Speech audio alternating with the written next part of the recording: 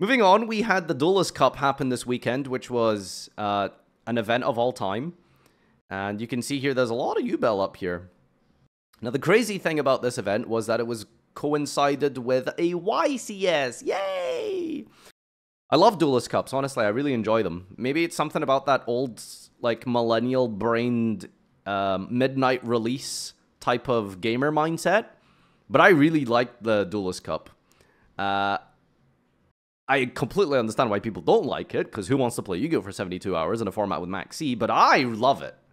So I'm really sad that I didn't get to play. I was playing like some games in between rounds, but that's it. But anyway, here's the results. So the absolute best deck, by the way, like Task is an absolute like animal. I think he was like 20,000 points ahead of everyone else.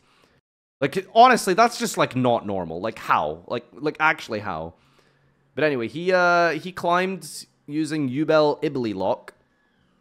So, yeah, you do some absolute demonic shenanigans with a full Yubel combo. And then you Gigantic Sprite with, I believe, Beckoning Beast and... What's your other two? Is it just double Beckoning Beast? Overlaying into Gigantic at the end of your combo. And then summoning Ibli, linking it into Elf.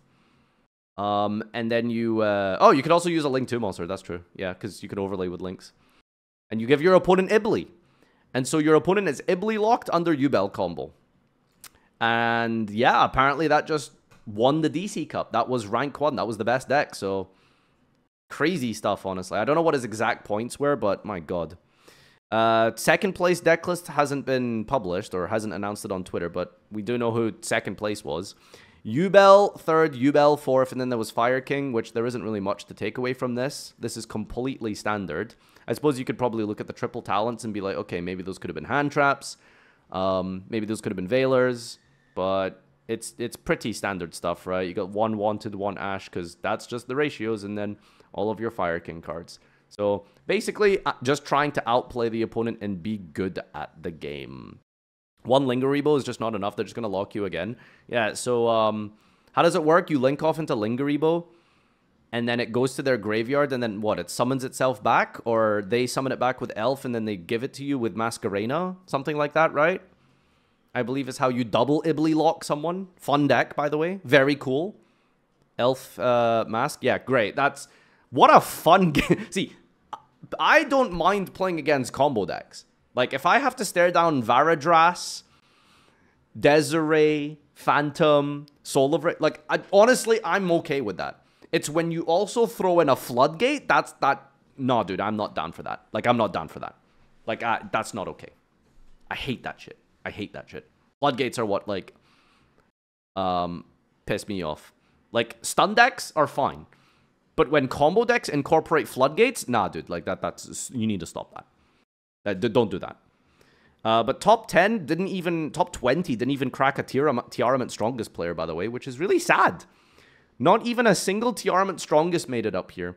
The best non-Yubel Fire King deck apparently is Voiceless, which, according to Reggie, is a non-cod-brained monkey baby deck. Yeah, two different lists here. 42 cards plus, what is he? It played Pendulum Graph for both of them. What are the differences here? The second list had Nibiru. What did we cut for Nibiru? Some engine pieces? Low, was it Max? Something's cut for... Oh, Veiler. Okay, so we swap Veiler for Nib occasionally. But yeah, there's a Voiceless deck here that managed to get rank 20th in the cup here. Other than that, I mean, gosh, we don't see any, like... Just Fire King and Yubel. There's the one Voiceless here. Rank 38 was Super Heavy Draco Slayer, apparently. What the hell, my friend? Is this an FTK? It doesn't look like it. Man, I need to get this guy on to come and teach me the game. Like, I would love to play this. Pendulum in the top of the DC Cup? Talk about ignorant strategies, by the way, but, you know, Wakuishi, 3 Motorbike. Probably involves some kind of one-card comboing. You've got Kirin in the deck, by the way, which is phenomenal. Wait, what? No, you don't, actually. What does Bambuku search? It just searches the scale, right? Searches the girl. Okay, so it's just a +1 scale. Untargetable.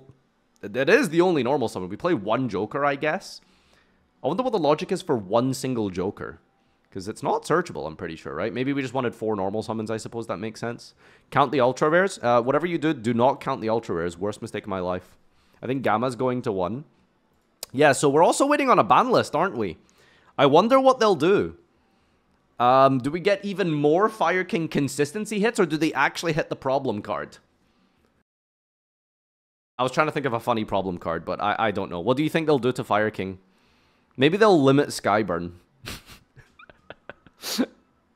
I'm really excited to see what they do about Maxi. Because OCG, semi-limited Maxi. I mean, what the hell, dude? Revolutionary stuff. Banning Ibli would be kind of nice. So what else do we have here? Another voiceless deck, aka not speaking. This is a Dogmatica version, right? I'm pretty sure I saw a voiceless deck that was playing like Matrix and stuff, like a really heavy Dogmatica deck. That sounds kind of fun, honestly. Surprised to not see that many Drolls, but Droll seems like a really strong deck in the format. More Yubel Fire King. I mean, bro's out here playing Duel Links. Like, what does that mean? Okay, one of the lists is pure Yubel. And then... Oh, wait, no, never mind. It's Yubel / Fire King. Okay. I thought it was like the same deck. Damn. This is Rescue Ace. Nothing special here. Just good old Fire Engine gaming and a little bit of a Snake Eye engine with the Poplar. 60 cards, Snake Eye, Kashtira. Bro, where is Tearlament? There is literally no reported Tearlament top in the DC Cup. Isn't that absurd? That was like top 10 last DC Cup, I remember. It was definitely like the 3rd best deck in the World Championship, but ultimately Worlds is a different, type of format here. I played this abomination of 60 cards, Snake Eye, Kashtira, Hand Trap, deck. Snake Eye, Kashtira, deck. Jeez, we're playing Where Arf Thou to search what? Magician Souls, Kurikara, plus your Poplar. That's kind of neat. All the full maxing out in the Snake Eye cards. Lots of hand traps in the shape of 1 Droll Nibiru for crossout. But that is insane. 60 cards and 1 crossout target for each. That's wild. 2 Ghost Ogre. How did we find space for Ghost Ogre of all cards? Why is this 60? I don't know. Just keeping up those ratios of starter to hand trap, I suppose. That's an interesting list, honestly. Another not speaking, by the way. That's crazy. Apparently voiceless, dude, I don't know. Every time I watch someone play voiceless, they were just losing because the deck ends on like 2 disruptions. Oh god. But anyway, yeah, banless predictions. It's hard to tell because Konami on Master Duel seem to be very lenient with decks, and probably something to do with the gem economy. But Konami are very lenient with their Master Duel hits. So for Fire King, I mean, I don't know. Like, limit Kirin? Would they touch an ultra rare? Look at Nesh's list. Nesh. Where's Nesh? There it is. Oh, yeah, Nesh played the wild deck here as well. I can definitely see, like... I mean, I would like, probably, like, Fire King Kirin to go to 1. In an ideal world, they, like, ban Flamberge. But that just straight up kills Snake Eye. Do they want to kill Snake Eye before Azamina are released in Master Duel? Maybe. But at the same time, like, Azamina isn't going to be on Master Duel for, like, 7 more years or something, dude. Like, when are we getting... Like, that's going to be forever. Imseti it to 1 is also a possibility. Witch to 1 could also happen. Tearlaments is a scary one. I mean, what do you do to Tearlament without outright killing it? Is it time to ban Kit Koloss? Do they limit Rhino Heart? Do they limit Sheeran and Rhino Heart together? Ban Snow? Like, that could happen, right? Like, just ban Snow? Dude, if they ban Snow after Jesse spent $4,000 on Royal Snows, whoo! Bruh. Ancient Gear also got really high in the DC Cup. I don't think it cracked top 100, but 50,000 points with Ancient Gear is crazy. Let's read the Google Translate English. I got 50,000, so I'll show you the deck I'm using. I did it with 1 Ancient Weapon with a... Oh, the deck's called Ancient Weapon. She shift into gear on my Ancient Weapon while... Sorry. It was the ultimate in being able to go back and forth between both sets of gimmicks. Don't know what that means. And being able to carry out the story confidently after making all sorts of interferences on the princess's side. There were quite a few muds in the grave. So I put some in and took some out. Sky Striker kinda machine earth attribute. Okay. Absolute yapology coming from Google Translate. Thank you. But yeah, DC Cup Roundup, ladies and gentlemen. That is, that's what happened. We had the DC Cup Roundup. I don't really have much to say, I suppose, other than it's time for a ban list. Does anyone recall how big of the ban list was last year after Worlds? Because maybe that's something to gauge the power level of what they're going to do. Here's the spreadsheet link if you're interested. Dart Magician that got 25k. Bro, 25k is like showing up. Like, like, bro attended. Like, what do you mean? I mean, okay, listen, no disrespect. It's cool that Dart Magician is doing well. You know what? I might net deck this and give this a shot. Look, I'll even, as an apology for that nasty comment I just made, I will play this deck at some point. But come on, realistically, at the DC Cup, when the highest points is 80,000 to qualify, 25 is like, bro, like, wrote his name on the assignment. Do you know what I mean? Oh, God. 25 is like top 1,000. I mean, yeah, I know, but like, in the context of the grand scheme, like, you know, okay. All right, listen, I'm an asshole. My bad. I'm sorry. I'm sorry. Well done. Dart Magician Bat Chest. We love to see it. All right, yeah, that's the DC Cup, right? So, what were we talking about? One final thing, ban list predictions.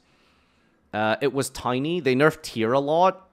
They had to though, because last Worlds was like tier limit was like full power, like absurd.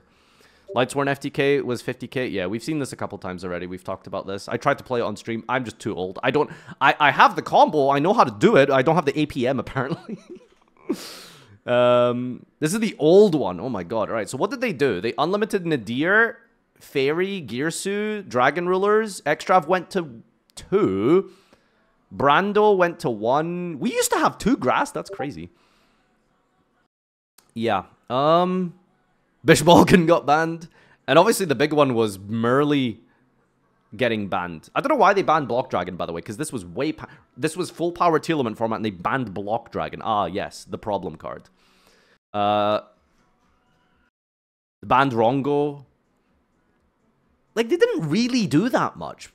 But I suppose they didn't need to do that much last year's Worlds ban list. Like, ultimately, the biggest and problematic deck of the game was tier limit, so, you know, banning Merly is huge. Like, when you lose that fusion, it's absurd. And the Kelbeck and the Agido. Kelbeck went to 1. Agido got banned. Yeah, so it was heavy for tier limit, but other than tier limit, I mean, a light hit onto branded. Happy Monday, Mr. Streamer. Right. Adamantipator died when it died, like, naturally from the power creep, like, 6 months prior. So yeah, that's your DC Cup.